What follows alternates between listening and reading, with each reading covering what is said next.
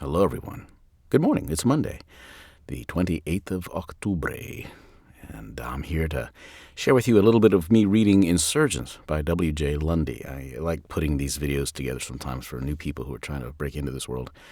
Audiobooks primarily, to see how I do what I do. I think I've been fairly successful at it, approaching 400 books over 12 years. But 400 books is nothing to sneeze at, right? I've done a lot of books, and I'm pretty good at what I do, I think. Yeah, I want you to see me using a screen cap that I did. It's interesting because it's not how I planned it, but I like how it ended up. And we're going to look at it. Real quick, though, if you can hear me talking now, you're hearing me on my first thing in the morning, so I'm not really recording anything yet. I have to finish my coffee. But my furnace is running.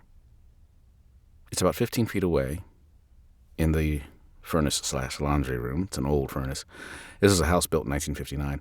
I'm in a room that would have been a garage. I'm sitting on concrete. The booth is on a carpet, but on concrete. And it would have been a garage, like I said, as a step up in this little hall. There's a door that's closed and another door that's closed. But the furnace is like 15 feet away and it has that low. But I want to test it here while I'm talking to you with the CVOX software that Universal Audio has. CVOX C-Suite. Hit the button now. Here we go. How's that sound? The same or better? I think better, right? It's just a 50 attenuation, but it cuts out just enough of that, I think. Can I record with this? Yeah, have I? Yeah. Will I today? Maybe not. I might just turn the furnace off. It's getting warmer. But it saves me time on the processing end. I think the furnace turned off. I'll turn this back on. Off. Yeah, CVOX is off. Pretty cool, huh? Anyway, that's just a technical bit of fun. So, it's CVOX, C-Suite. C-Suite, CVOX. I don't know. I think it's CVOX is the actual piece, and C-Suite is the company designed by Cedar. So let me get into the video of me reading, just to see again how I do my little process. Again, this is not edited stuff. It's not mastered at all. It's pure me reading into the mic, into the the Mini K87. And so that's what it is. And by the way, I was nominated for a Sovas Award this past weekend for Best Promo Demo, which is pretty cool. It's my third year in a row getting nominated for something, and it excites me. We'll see what happens. If I win, great. If I don't, that's fine. Nominations are cool to me because just get your name out there, which is important. So, congrats to all my fellow Sovas, Society of Voice Arts and Sciences, award nominees. I think the awards are in early December, part of the That's Voiceover Career Expo at the end of it. Probably won't go. Just got a lot of traveling done, and I'm a little ragged out. So I hope that you'll have a good week. Enjoy this little bit, and I will be back for more down the road. Take care. All right, I guess we're recording. 1, 2, 3. Good. All right, here we go.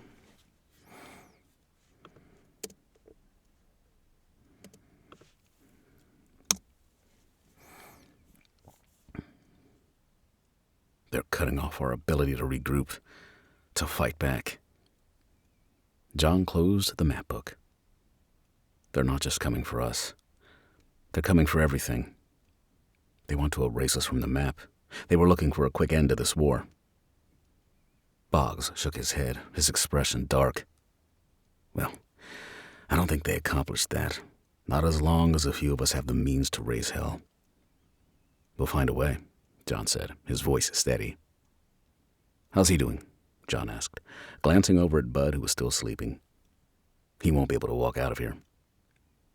Boggs bit his lip and shrugged. I got him some food. He's cranky as ever, but I think once his body replaces the blood he lost, he'll be fine. We still need to get him to a doctor, though. John grimaced. Not many doctors to be found these days. Looking toward the hill where Boggs had captured the gear. You said these goons had an ATV? How'd you leave it? Boggs grinned and pulled out a set of keys. I trashed the radio and GPS tracker, but the vehicle is ready. I moved it into some trees and covered it up. Thought you might not come back, and I'd need it for a joyride.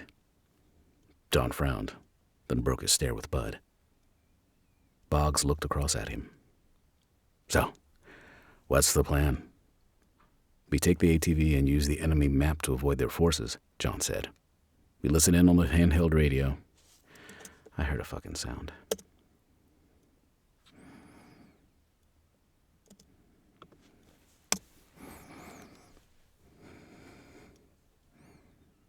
Oops, I'm lost.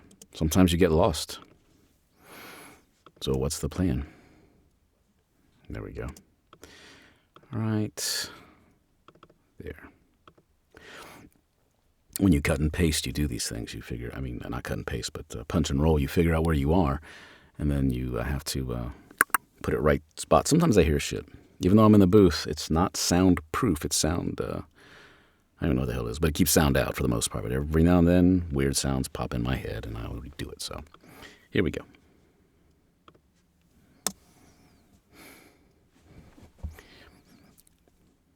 We take the ATV and use the enemy's map to avoid their forces, John said. We'll listen in on the handheld radio for any trouble and head back to the rally point north of the main city. See if any of our guys made it out and get back to Outpost Griffin from there. Boggs nodded. Once the sun's up, I'll go fetch the ATV. We can load up Bud and beat it to the city. If they did take the camp, they probably wouldn't be suspicious of us driving around in one of their ATVs. John smiled, albeit grimly. Yeah, but let's hope some local farmer doesn't cap.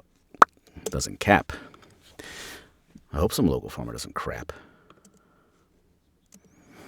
So you can't hear what I hear. I try to put headphones in here, or speakers, to make it so that I don't need to wear these, and for some reason I just can't get it to work where it will play back what I hear, and then cut silence while I record. I have to figure that out. I just don't have time. The issue is I want to make it so that I can do this without headphones for the most part, but I do like to hear when I hear things that sometimes you don't catch as you're reading, like little clicks in your voice or something, and you say, I hear them well here. I'm not sure I'm going to be able to do the same as I read without headphones. Maybe. I don't know. I haven't tried it yet. But there's two schools of thought on that. I'm still in the headphone school. It doesn't really affect my performance, I don't feel, but that's just me. But I would like to try it without it. So let me go back and fix this. Sometimes I hear harsh sounds, but I can clear them. And I can...